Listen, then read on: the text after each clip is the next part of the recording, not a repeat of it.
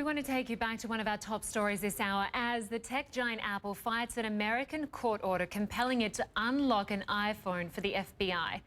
You may think that's an unusual request, but here's where the case gets tricky. The phone belonged to one of the San Bernardino terrorists. So Apple says the software it would have to develop to do it could be used on any iPhone anywhere in the world. And of course is resparking an age-old debate between security and the right to privacy, and it's something that touches all of our lives. Joining me now to discuss all of this is former FBI Special Agent Harold Copus here at the CNN Center, and Tiffiniy Cheng, co-founder of Fight for the Future, a digital privacy advocacy group in Los Angeles. That's a big mouthful. Thanks so much for both of you for joining us.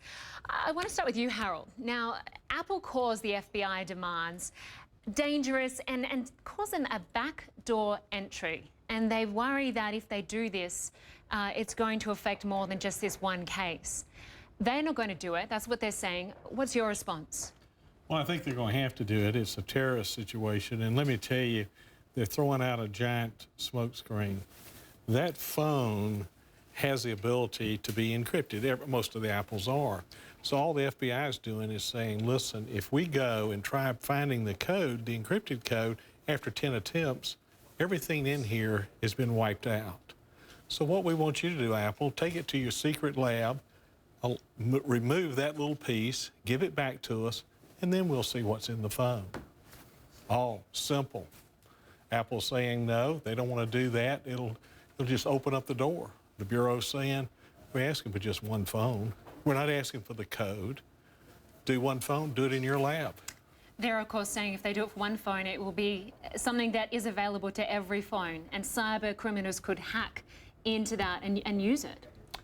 Only if cyber criminals could hack into Apple's super-duper secret lab where this is going to be done, and I don't believe that. If that's that bad, then Apple needs to maybe consider hiring me to look at their security. I say to you, it is one phone. It had to have a court order. The second phone would be handled the same way. It'll be on a terrorist case. Let's bring in Tiffiniy. Tiffiniy, the British intelligence group MI15 has basically been intercepting phone calls using, the historical means. MI5, sorry, using, they've been doing it since the 1930s. They want a new adaptation. Why shouldn't Apple be allowed to do this? I mean, the FBI should do everything in its power to go and investigate this case. But the problem is that they're asking Apple to unleash basically a security flaw that can spread to almost everyone's devices that we depend on every day for our basic security. So they're actually asking Apple to put out this security flaw that can be exploited by people who want to do us harm and that could lead to the next San Bernardino attack. If Apple could do what the FBI is asking for without risking our basic digital security, the security of hospitals, restaurants, our own financial information, they would do it. We wouldn't be having this debate, but we're really having a debate of national security versus national security. Apple cannot be, it would be absolutely irresponsible of them to build a security flaw that could spread to almost everyone's phones. There's no way that Apple can stand by and do that.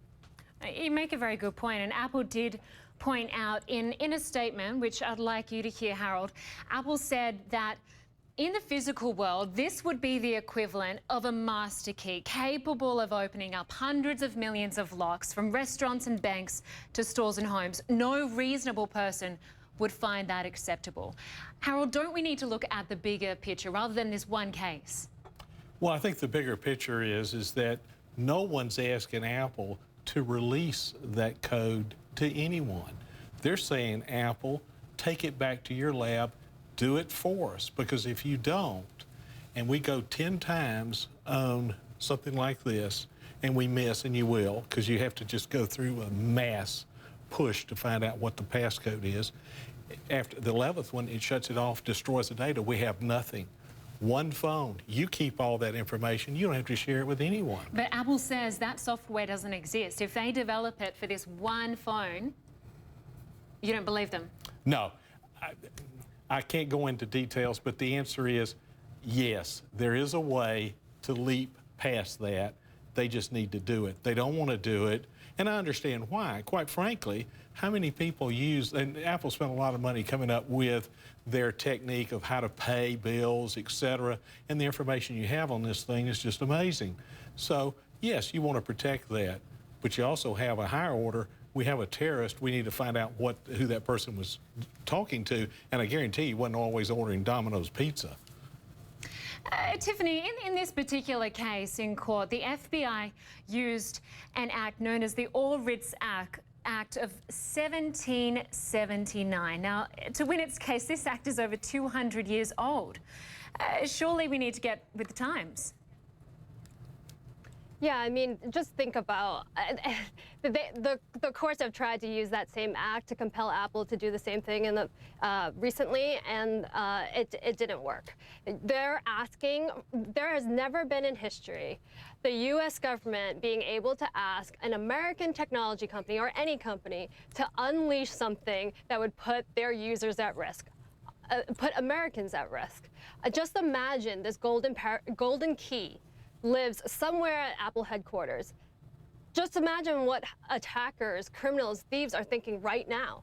They're cheering the FBI on. That's going to be target number one. That holds the key to the most valuable information out there, billions of dollars and the safety of Americans. That's next on their list. So, Tiffiniy, what currently happens if I were to forget my passcode and call Apple? How would they give me access back to my own phone? They can't. They don't hold that passcode because they don't want attackers to be able to get it from them. So clearly, if they create this software, I mean, aren't you afraid that this could open up a can of worms for cyber criminals? And the bigger threat to the FBI would be trying to track down people that are carrying out identity theft and credit card fraud. Exactly, and I agree 100%. But you have to draw a line, and the line has to be, Apple, you develop it, you keep it inside, you don't give it to anyone. And I understand maybe there will be an attack, and I'm telling you, if Apple's so worried about an attack and a hack at this place, they've got more problems than I can say grace over. They need to correct that, but give us this answer. And it's not like we're saying this individual is not a terrorist. They are. And talking about people at risk, how do we know who else they've spoken with and what's out there that we have to worry about to protect a lot of people, whether it's in the United States or someplace else? Tiffiniy, the FBI, of course, is arguing that this sort of help from Apple could prevent another massacre. They could gain information on other terror groups or networks that these people were contacting. What do you say about that particular argument? It would be absolutely irresponsible of Apple to unleash this kind of software. It is a security flaw that would affect our hospitals, our restaurants, our own phones, our own personal information, our financial information, our banking, etc. There is absolutely irresponsible for Apple to do that, and no security professional would ever recommend for them to do that.